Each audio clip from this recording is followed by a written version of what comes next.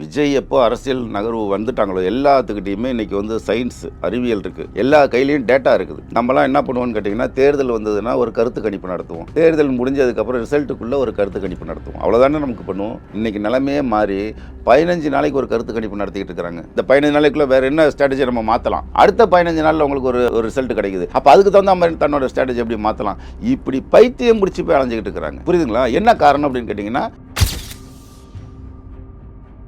85% திமுக அதிமுக தான் தமிழ்நாட்டில் கூட 85% வாக்குகளை ரெண்டு பேரும் பங்கு போட்டுப்பாங்க. இவர் ஆட்சிக்கு வருவார், இல்லைனா அவர் ஆட்சிக்கு வருவார், மாறி மாறி இந்த 85% தான் பங்கு போட்டுப்பாங்க. மீறி 15% தான் என்ன பண்ணுவோம், நாம் தமிழர், அந்த ஜாதி கட்சிகள், விடுதலை சிறுத்தைகள், காங்கிரஸ் எல்லாம் பிரிச்சுக்கும். இதுதானே அரசியல். இந்த 15% தான் இவங்க சண்டை போட்டுக்கிட்டு இருப்பாங்க, இந்த 85% என்ன பண்ணுவாங்க, இவங்க ரெண்டு பேரும் பிரிச்சுப்பாங்க. இன்னைக்கு நிலைமை என்ன? 2021 தேர்தல் நிலைமை என்ன? திமுக 27, அதிமுக 21.11. ஆக மொத்தம் தமிழ்நாட்டில் 85% ஓட்டுகள் திராவிட அரசியலுக்கு இருந்தது போக இன்னைக்கு வெறும் 49% ஆயிடுச்சு. 51% வெளியில போயிடுச்சு. எங்க திராவிடம்ன்ற காம்பவுண்டை தாண்டி 51% ஓட்டுகள் வெளியில போயிடுச்சு. அந்த ஓட்டுகளை தான் என்ன பண்றாங்க இப்ப, அவனை ஜெயிக்கிறதுக்காகவோ அவனை வீழ்த்துறதுக்காகவோ ஒன்றை வந்து கட்சியை நீ சீரமைக்கிறதுன்றது ஒரு வகையில் சரி இருந்தாலும், நான் என்ன சொல்றேன், தமிழகத்தை வேற ஒரு போக்குக்கு நகர்த்துங்கன்னு சொல்ல வரேன்.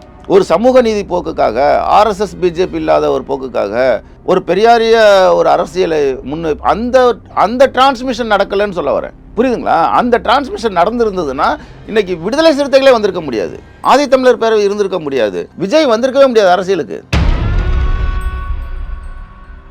திராவிட கட்சிகளுக்கு, இயக்கங்களுக்கு 100 ஆண்டு ஒரு வீரம் செறிந்த ஒரு போராட்ட வரலாறு இருக்குது. இந்த திராவிட கட்சியும் வானத்திலிருந்து குதிக்கல. இந்த திராவிட கட்சி உருவாகுவதற்கு 2000 ஆண்டுகளுக்கு முன்பாக இதுக்கான கூறுகள் இங்கே தென்பட்டது. இது ஒரு வரலாற்றின் தொடர்ச்சி. ஒரு எதிர்ப்பின் மரபுலேயே, ஒரு ஆரிய பார்ப்பன எதிர்ப்பு, பண்பாட்டு எதிர்ப்பின் மரபுலேயே வளர்ந்த ஒரு கட்சி இன்னைக்கு கொண்டு வந்து, இன்னைக்கு தனக்கு எதிராக கொண்டு வந்து ஒரு பிஜேபியை நீங்கள் நிறுத்துறீங்க உங்கள் சுயலாபத்துக்கு அப்படின்னு கேட்டிங்கன்னா, இது தவறா இல்லையா? அப்போ இதை தான் பார்க்குறான் அவன். இவன் நமக்கான ஆளும் இல்லை, இவன் நமக்கான மொழியும் பேசலை அப்படின்னா வேற வழியே.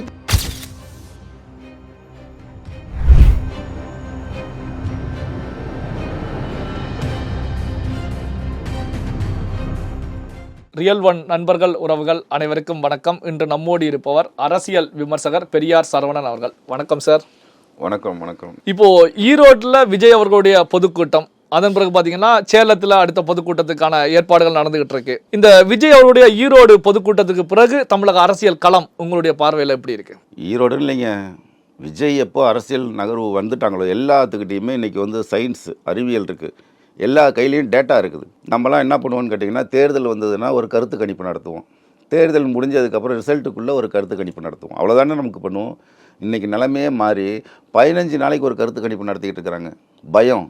ரூலிங் பார்ட்டி 15 நாட்களுக்கு ரூலிங் பார்ட்டியும் பண்ணிக்கிட்டு இருக்குது, எதிர்கட்சியும் 15 நாளைக்கு ஒரு வாட்டி பண்ணிக்கிட்டு இருக்குது. 15 நாள் இந்த 15 நாளைக்குள்ளே வேறு என்ன ஸ்ட்ராட்டஜி நம்ம மாற்றலாம், அடுத்த 15 நாளில் உங்களுக்கு ஒரு ரிசல்ட் கிடைக்குது, அப்போ அதுக்கு தகுந்த மாதிரி தன்னோட ஸ்ட்ராட்டஜி எப்படி மாற்றலாம், இப்படி பைத்தியம் பிடிச்சி போய் அலைஞ்சிக்கிட்டு இருக்கிறாங்க. புரியுதுங்களா? என்ன காரணம் அப்படின்னு கேட்டிங்கன்னா, விஜயோட வருகை. அந்த முரட்டுத்தனமான காசு கொடுக்காத, கோட்டர் வாங்கி கொடுக்காத, பிரியாணி போடாத, நாங்களாம் நம்பணும். என்கிட்டயே சில தவறுகள் இருக்குது. என்னென்னா நாங்கள் நம்பணும். என்ன நம்பணும் அப்படின்னு கேட்டிங்கன்னா, இப்போல்லாம் எல்லாம் செல்ஃபோனு டிவின்னு உட்காந்துட்டாங்க, இப்போலாம் யாருங்க மக்கள் கூட்டத்துக்கெலாம் வராங்க, இப்போலாம் யார் பேசலாம், கூட்டத்துக்கெலாம் வரது கிடையாதுங்க அப்படின்னு நம்பின கூட்டத்தில் நானும் ஒருத்தன்.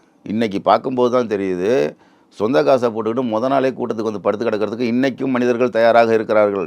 1921 எப்படி ஒரு பெரிய கூட்டம் ஏற்பட்டதோ, 37 38 எப்படி ஒரு கூட்டம் உருவாச்சோ, எப்படி 52 மிகப்பெரிய ஒரு போராட்ட வடிவங்கள் நடந்ததோ, 57 எப்படி ஒரு பெரிய ஒரு போராட்டம், ஒரு பெரிய இளைஞர் சக்திகள் திரண்டுதோ, அதுபோல் இன்றைக்கும் மனிதர்கள் லாபம் நோக்கம் இல்லாமல் தனக்கான மெசேயாவை எதிர்பார்த்து, தனக்கு ஒரு மெசேயா வரமாட்டாரா, தன்னோட வாழ்க்கை மனித தோன்ற காலத்திலேருந்தே தனக்கான மெசேயாவுக்கு இந்த மனிதர்கள் காத்து கொண்டு இருக்கிறாங்க. அப்படி ஒரு மெசையா வரமாட்டானான்னு இன்றைக்கும் மக்கள் ஏக்கத்தோடு இருக்கிறாங்க, வரதுக்கு தயாராக இருக்கிறாங்க. ஆனால் நீ என்ன பண்ணுற, காசு கொடுக்குற, கவுட்டர் வாங்கி கொடுக்குற, பிரியாணியை போடுற, எல்லாம் போட்டும் அவன் வரமாட்டேன்றான்.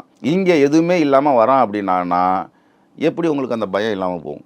அந்த பயம் இருக்குது இல்லை? அப்போ இதிலிருந்து நீங்கள் சமாளிக்க வேண்டாம். திருத்திக் கொள்ளுங்கள். இல்ல அதே நேரத்துல வந்து எதிர்க்கட்சிகள் முன்வைக்கக்கூடியது என்ன அப்படின்னா, விஜய் பின்னாடி இருக்கக்கூடியது வந்து இளைஞர்கள் கூட்டம் தான் இருந்துகிட்டு இருக்காங்க. இப்போ வந்து ஈரோடு கூட்டத்துல கூட அங்க வந்து மீடியா ஃபோக்கஸ்ல பார்க்கும்போது பிலோ 30 அப்படிங்கிற லெவல்ல தான் கூட்டம் அதிக அளவுல இருந்தது. ஸோ 30 வயதுக்கு மேற்பட்டவர்களை பெருமளவு அங்க பார்க்கவே முடியல. இதெல்லாம் ஓட்டுகளாக மாறினாலும் மாறுமா அப்படிங்கிற கேள்விகள் இருந்தாலும், மாறினாலும் விஜயால ஒன்றும் செய்ய முடியாது 2026 அப்படிங்கிற விமர்சனங்கள் முன்வைக்கப்படும். இப்போ பிரச்சனை விஜய் வருவார், தேனாரும் பாலாரும் ஓடும், அதெல்லாம் பிரச்சனை. விஜய்கிட்ட எப்படி அந்த கூட்டம் போச்சுன்னு கேட்குறது தான் பிரச்சனை. அறிவு நாணயம்னா என்னன்னு கேட்டிங்கன்னா, விஜய்கிட்ட வர கூட்டம் ஓட்டு போட மாட்டாங்க, போடாட்டி போகிறான், அவரால் ஆட்சி அமைக்க முடியாதுங்க, அமைக்காமல் போட்டோம். பிரச்சனை அதுவா? 85% திமுக அதிமுக தான் தமிழ்நாட்டில் இருக்கக்கூடிய 85% வாக்குகளை 2 பேரும் பங்கு போட்டுப்பாங்க. இவர் ஆட்சிக்கு வருவார், இல்லைன்னா அவர் ஆட்சிக்கு வருவார். மாறி மாறி இந்த 85% தான் பங்கு போட்டுப்பாங்க. மீறி 15% தான் என்ன பண்ணுவோம், நாம் தமிழர், அந்த ஜாதி கட்சிகள், விடுதலை சிறுத்தைகள், காங்கிரஸ் எல்லாம் பிரிச்சுக்கும். இதுதானே அரசியல். இந்த 15% தான் இவங்க சண்டை போட்டுக்கிட்டு இருப்பாங்க. இந்த 85% என்ன பண்ணுவாங்க, இவங்க 2 பேரும் பிரிச்சுப்பாங்க. இன்றைக்கி நிலமை என்ன? 2021 தேர்தல் நிலமை என்ன? திமுக 27, அதிமுக 21.11. ஆக மொத்தம் தமிழ்நாட்டில் 85% ஓட்டுகள் திராவிட அரசியலுக்கு இருந்தது போக இன்றைக்கி வெறும் 49% ஆயிடுச்சு. 51% வெளியில் போயிடுச்சு. எங்கே? திராவிடம்ன்ற காம்பவுண்டை தாண்டி 51% ஓட்டுகள் வெளியில் போயிடுச்சு. அந்த ஓட்டுக்களை தான் என்ன பண்ணுறாங்க, இப்போ விஜய் வந்து அறுவடை பண்ணிக்கிட்டு இருக்கிறாரு. இந்த யதார்த்தத்தை நீங்கள் புரிஞ்சுக்கங்கன்னு சொல்கிற. என்ன காரணம்னா, நீ அடுத்த தலைமுறைக்கு இந்த கொள்கையை கொண்டு போய் சேர்க்கலை, நீ மக்கள் மொழியில் நீ பேசலை, மக்களுக்கு புரிகிற மாதிரி நீ நடந்துக்கல, நீ அரைச்சமாவே 50ல் என்ன பேசுனியோ அந்த மனிதர்களுக்கு என்ன பேசுனியோ அதையே இந்த மனிதர்களுக்கு பேசுறீங்களே. இல்லை அதே நேரத்தில் வந்து திமுக அதிமுக கட்சிகள் எடுத்துக்கிட்டா இன்னும் 1.5 கோடி 2 கோடி உறுப்பினர்களை கொண்ட கட்சியாகத்தானே பயணிச்சுக்கிட்டு இருக்கு. அப்போ கொள்கைகள் போய் ரீச் ஆகல அப்படிங்கிறத எப்படி புரிந்து கொள்வது? ரொம்ப எளிமையாக புரிஞ்சுக்கலாமே. 2.5 கோடி பேர் எங்களுக்கு உறுப்பினர்னு சொல்லி எடப்பாடி 22 அறிவிச்சாரா இல்லையா? அவங்க வார்டு வாரியாக போய் உறுப்பினர்லாம் சேர்த்தாங்கல்ல, அவங்க ஓட்டு போட்டு தான் நீங்கள் ஆட்சிக்கு வந்திருக்கலாமா இல்லையா? எடப்பாடி தானே நீங்கள் முதல்வர் இருந்திருக்கணும். ஏன் இல்லை? நம்மளை ஏமாற்றிக்கிட்டு இருக்கானுங்கன்னு அர்த்தம். இவங்க உறுப்பினர் எண்ணிக்கை இருக்குல்ல, இவங்களாம் ஏமாற்றிக்கிட்டு இருக்காங்கன்னு அர்த்தம். இப்போ எனக்கு தெரிஞ்சு ஒரு வீட்டுக்குள்ளே 4 கட்சிக்காரர் இருப்பான், 4 உறுப்பினர் கார்டு வச்சுருப்பான். இந்த உழைக்கும் மக்களோட இயல்பான பண்பாடு என்னன்னு கேட்டிங்கன்னா, திமுக உறுப்பினர் கார்டு கொடுத்தாலும் வாங்கி வச்சுப்பான், காங்கிரஸ் கொடுத்தாலும் வாங்கி வச்சுப்பான், அதிமுக வாங்கி வச்சுப்பான். இதெல்லாம் வந்து அளவுகோல் அல்ல. நீங்கள் சொல்கிற கணக்கு உண்மையாக இருந்தால் அத்தனை பேர் ஓட்டு போட்டு தான் நீங்கள் ஆட்சியில் தானே வந்திருக்கணும், தனி மெஜாரிட்டியில் ஆட்சியில் இருந்திருக்கணுமே. ஏன் இல்லை? ஆக இந்த கணக்கே தவறுன்ற. நான் எம்ஜிஆர் காலத்தில் வந்து எல்லா ஜாதிக்கும் சலுகைகள் கொடுக்கலான் இருக்கேன், ஒவ்வொரு ஜாதி எவ்வளோ பேர் இருக்குன்னு பட்டியல் கொடுங்கன்றப்ப 21 கோடி பேர் கொண்டு வந்து கொடுத்தான். ஏன்டா 5.5 கோடி பேர் தான்டா தமிழ்நாட்டில், என்னடா 21 கோடி பேரை கொண்டு வந்து கொடுக்குறீங்கன்னு மிரண்டு போனார் இருந்தாலும். இது மாதிரி ஆளாளுக்கு ஒரு புள்ளி வார்த்தை சொல்லிக்க வேண்டியது தான். இப்போ சாதி கட்சிக்காரன்ட்ட போய் கேட்டு பாருங்கள், தமிழ்நாட்டிலே 2 கோடி பேர் நாங்கள் இருக்கோம்மா, இன்னொருத்தண்ட போனோம் நாங்கள் 3 கோடி பேர் இருப்போம். இந்த கணக்கெல்லாம் சேர்த்தினா எங்கேயோ போயிடும். அது மாதிரி இதெல்லாம் வந்து டுபாக்கூர் கணக்குது. நான் ப்ராக்டிக்கலாக இந்த தேசத்தை நேசிக்கிறவனா, இந்த தேசத்துக்கு நல்லது நடக்கணும்னு நினைக்கிறவனா, இங்கே பெரியாரிய அரசியலும் திராவிட அரசியலும் தான் கோல வச்சணும்னு விரும்புகிறவனா பேசுகிறேன்னா இந்த கணக்கெல்லாம் வச்சுக்கிட்டு பேச முடியாது. நான் ப்ராக்டிக்கலாக தான் பேச முடியும். நான் பேச ஒரே விஷயந்தான், உங்களால் எப்படி விஜயை பிரசவிக்க முடிஞ்சுது, எப்படி வந்து உங்களால் வந்து தமிழ்நாட்டில் எதிர்க்கட்சி வரிசையில் பிஜேபியை கொண்டு வந்து வைக்க முடிஞ்சுது. அதுக்காக நீங்கள் யோசிக்கவே மாட்டீங்களா? சுயமரியாதை ஒரு பகுத்தறிவே கிடையாதா? எப்பட்றா இது? சந்துக்கு 4 பேர் இருந்தவன் இன்றைக்கி 40 பேர் இருக்கிறான். இதே 2021-22 தேர்தல், உள்ளாட்சி தேர்தல், ஒவ்வொரு வார்டுலேயும் ஏறக்குறைய 200 ஓட்டு 300 ஓட்டு பிஜேபி வாங்குச்சா இல்லையா? அப்போயாவது அந்த வார்டு செயலாளர் யோசிக்க வேணாமா? எப்படி பாட்டுக்கு 300 ஓட்டு வாங்கியிருக்கிறான், ஒவ்வொரு வார்டுலையும் 150 ஓட்டு வாங்கியிருக்கான், 200 10 ஓட்டு 15 ஓட்டு இருந்த கட்சிங்க அதெல்லாம். அப்போ யார் வளர்த்து விட்டது? இதெல்லாம் நம்ம பரிசீலிக்கணுமா இல்லையா? சும்மா அவனைய போய் நோண்டிக்கிட்டு இருந்தா. இப்போ இந்த எஸ்ஐஆர் விவகாரத்தில் வந்து பார்த்தீங்கன்னா 1 கோடி வாக்காளர்கள் வந்து நீக்கப்பட்டிருக்காங்க. சென்னையில் குறிப்பாக வந்து தொகுதிகள் வந்து 1 லட்சத்துக்கிட்ட ஒவ்வொரு சட்டமன்ற தொகுதியும். அப்படிங்கும்போது இந்த எம்எல்ஏக்கள் இப்போ அமைச்சர்களாக இருக்கக்கூடியவர்கள், ஏன் குளத்தூரில் வந்து ஸ்டாலின் அவர்கள் வெற்றி பெற்று முதலமைச்சராக இருக்காங்க, தொகுதி மாறக்கூடிய நிகழ்வுகள் நடக்குமா 2026 தேர்தல்? நிறைய நடக்கும். தொகுதி மாறுவாங்க. 2வது இவங்க வந்து நிறையா வாக்காளர்களை லாஸ் பண்ணிட்டாங்க. வாக்காளர்கள் இப்போ முன்ன மாதிரிலாம் கிடையாதுங்க. இப்போலாம் ரொம்ப இப்போ இந்த விஜய் பிறகு வந்து தமிழ்நாட்டில் வந்து ஒரு விழிப்புணர்வே ஏற்பட்டிருக்கு. எல்லா கட்சிக்காரங்களும் கொஞ்சம் யோசிக்க ஆரம்பிச்சிட்டாங்க. எப்படி இவ்வளோ இளைஞர்கள் போனாங்க? அப்போ இப்படி தான் போனாங்கன்னா அவங்களுக்கு ஒரு குடும்பம் இருக்குதுல்ல, ஒரு வார்டு இருக்குது, ஒரு பூத்துன்னு வச்சுக்கோங்க. ஒரு பூத்துக்கு வந்து ஒரு வார்டுன்னு கணக்கு வச்சுக்கிட்டிங்கன்னா ஒரு ரொம்ப ஆவரேஜாக ஒரு 1000 ஓட்டு இருக்குது. 1000 ஓட்டில் ஒரு 100 பேர் இருந்தாலே, யார் தவேகா கட்சியில் இருந்தாலே அந்த ஓட்டு எங்கே எவ்வளோ ஆகிடுது?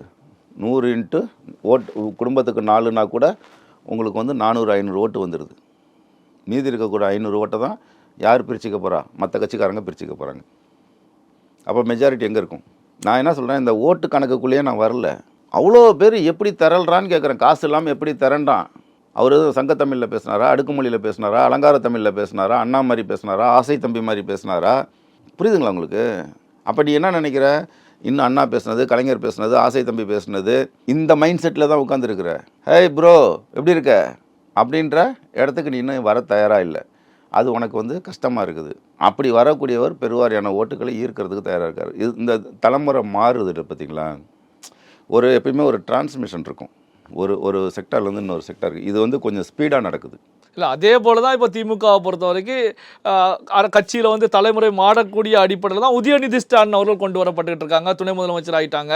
அடுத்து இன்னும் அடுத்த முதலமைச்சராக வர போகிறாங்க. ஸோ அப்போ இங்கேயும் ஒரு மாற்றம் நடந்துக்கிட்டு தானே இருக்கு. மாற்றம் நடக்குது, நான் மறுக்கலை. மாற்றம் நடக்குதுன்றது கட்சிக்குள்ளேயோ ஆட்சிக்குள்ளேயோ நடக்கக்கூடிய மாற்றங்களை சொல்லலை. ஒரு முதல்வர் இருப்பார், அவருக்கு ஒரு பையன் இருப்பார், அவர் துணை முதல்வராக இருப்பார், நாளைக்கு அவர் முதல்வராக மாறிடுவார், அப்புறம் கட்சிக்கு தலைவர் ஆகிடுவார்ன்றது ஒரு மாற்றம். அது கட்சியில் நடக்கக்கூடிய மாற்றம், ஆட்சியில் நடக்கக்கூடிய மாற்றம். நான் சொல்கிறது மக்கள்கிட்ட ஏற்படக்கூடிய மாற்றத்தை சொல்கிறேன். இப்போ இப்படி எடுத்துப்போம். உங்களுக்கு உதயநிதி வெகுவான இளைஞர்களை ஈர்க்க முடியுதா? இல்லை, இப்போ பார்த்தீங்கன்னா இளைஞர்களுக்கு 2026 தேர்தலில் அதிக அளவு சீட் கொடுக்கணும் அப்படிங்கிற கோரிக்கையை கூட பேசும்போது வெளிப்படையாகவே உதயநிதி ஸ்டாலின் அவர்கள் முன் வச்சிருக்காங்க. உண்மைதானே? ஏன் அப்போ இளைஞர்கள் அங்கேயும் பெருமளவு உதயநிதி ஸ்டாலின் பின்னணியில் நான் கேட்குற ஒரே விஷயம், இளைஞர்களுக்கு பெருவாரியாக சீட்டு கொடுங்க, இளைஞர்களுக்கு முக்கியத்துவம் கொடுங்க. இப்போ ஏறக்குறைய ஒரு 10 மினிஸ்டருக்கு இப்போ இருக்கக்கூடிய மாதிரி தூக்க போகிறாங்க. 10 சீனியருக்கு இப்போ சீட்டு கிடையாது திமுகவில். என்ன ஏன் அந்த நிர்பந்தம்னு கேட்குறேன். யார் கொடுத்த நிர்பந்தம்? ஏன்னா இங்கே ஒரு யங்ஸ்டர்ஸ் இருக்கான்ல, இவனை நீங்கள் எதிர்கொள்ளணுமா இல்லையா? இந்த ஓட்டரை நீங்கள் எதிர்கொள்ளணும்ல. அப்போ உங்களை மாற்றிக்கிட்டு தானே ஆகணும். நான் என்ன சொல்கிறேன், இந்த மாயாஜாலத்துக்குள்ளே போகாதீங்கன்றேன்.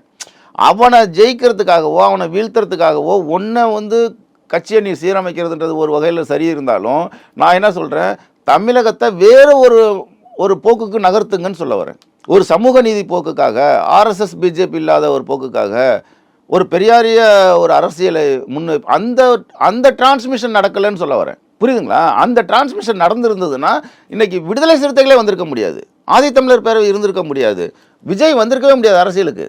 உங்களுக்கு புரியும்னு நினைக்கிறேன். அப்போ நீ அதை அடுத்த தலைமுறைக்கு அவங்க மொழியில் நீ பேச தயாராக இல்லை. இப்போ எங்களுக்கெல்லாம் ஒரு பாடம் சொல்லி கொடுப்பாங்க, மக்கள்கிட்ட போய் பேசணும். மக்கள் இல்லைன்னா மக்கள் இருக்கிற இடத்துல போய் பேசு. இது நாங்கள் இப்படி தான் நாங்கள் வளர்ந்தோம். அப்போ எங்கே இளைஞர்கள் இருக்கானோ அவன்கிட்ட உரையாடுங்க, அவன்கிட்ட பேசுங்க, அவன் மொழி காது கொடுத்து கேளுங்க. நான் ஒரு டாக்டர் செக்கப்புக்கு போனேங்க. நல்ல பழுத்த டாக்டர், சீனியர் டாக்டர், ஒரு 70-72 வயசு டாக்டர், ரிட்டையர்ட் ஆகி ஒரு சின்ன கிளினிக் போட்டு அவர் உட்காந்துருக்கிறாரு. நான் வெளியில் இத்தனைக்கும் அவர் பெரியாரிஸ்ட். கிட்டத்தட்ட அவர் அனுபவத்தில் 500 பிரசவம் பார்த்துருக்கிறாரு. அந்த டாக்டர் ரவிக்குமார்னு பேர், திருச்சியில் இருக்கிறாரு, ஸ்ரீரங்கத்தில் இருக்கிறாரு. அவர்கிட்ட நான் ஒரு ரிப்போர்ட் எடுத்துகிட்டு போகிறேன். எனக்கு ஏற்கனவே ஹெல்த் ஒரு இஷ்யூ இருந்ததுனால ரிப்போர்ட் எடுத்து பார்த்தோன்னா இந்த ரிப்போர்ட்டை படிச்சுட்டு இதில் பாதி எனக்கு தெரியாதுங்கன்ட்டார். இதான் ஃபேக்ட்டு. என்ன காரணம்னா அவர் படித்தது 50-60 வருஷத்துக்கு முன்னாடி. இன்னைக்கு மருந்தே நிறைய மாறிடுச்சு. இன்னும் சொல்ல போனால் அவர் படிச்சுட்டு வந்தார் பார்த்தீங்களா, அந்த படிப்பே தவறு. இன்னைக்கு அவரும் டாக்டர் தான், அவரும் வைத்தியம் பார்த்துருக்கிறாரு. ஆனால் அந்த படித்த படிப்புக்கு அன்னைக்கு ஒரு நோய்க்கு கொடுத்தாரு பார்த்தீங்கன்னா மருந்து, அந்த மருந்து கொடுத்தா இன்னைக்கு அது உயிரை கொண்டுடுன்றாங்க. ஆக இந்த படிப்பு இருக்குது பாருங்க, டாக்டர் படிப்பு, அன்னைக்கு படித்தது எல்லாமே தவறு. இன்னைக்கு அது வேற ஒரு இதில் வந்துச்சு, நிறைய படிப்புகள். அப்போ இதுக்கு நீங்கள் மாறிக்கணும்ல. உன் வீட்டு ஃபுல்லாக டாக்டராக படிக்கும்போது மாறிக்கிட்டான்ல, நீ டாக்டர்ப்பா, நீ படித்த படிப்பு இன்னும் உன் பையன் படிக்கலை, நீ படித்த படிப்பையே தான் உன் பையன் படிக்கணுமா? அதே டாக்டர் தான், ஆனால் அவன் வேற ஒரு அறிவியலில் அவன் புதுசை படித்து தன்னை தயார்படுத்திக்கிறான். அதே போல் நீ பேசுகிறது அரசியல் தான், ஆனால் அவன் மொழியில் பேசுன்ற. நீ உன்னை தகவமைத்துக் கொள்வதற்காக எதிரியை உனக்கு எதிராக நிப்பாட்டாத. எதிரி உனக்கு தகுதியானவன் கிடையாது. உனக்கு 100 ஆண்டுகள் இந்த மண்ணில் ஒரு வரலாறு இருக்குது, ஆட்சி அமைச்ச வரலாறு இருக்குது, கட்சி அமைச்ச வரலாறு இருக்குது, ஒரு போராட்ட வரலாறு இருக்குது. திராவிட கட்சிகளுக்கு, இயக்கங்களுக்கு 100 ஆண்டு ஒரு வீரம் செறிந்த ஒரு போராட்ட வரலாறு இருக்குது. இந்த திராவிட கட்சியும் வானத்திலிருந்து குதிக்கல. இதுக்கு 2000 இந்த திராவிட கட்சி உருவாகுவதற்கு 2000 ஆண்டுகளுக்கு முன்பாக இதுக்கான கூறுகள் இங்கே தென்பட்டது. இது ஒரு வரலாற்றின் தொடர்ச்சி.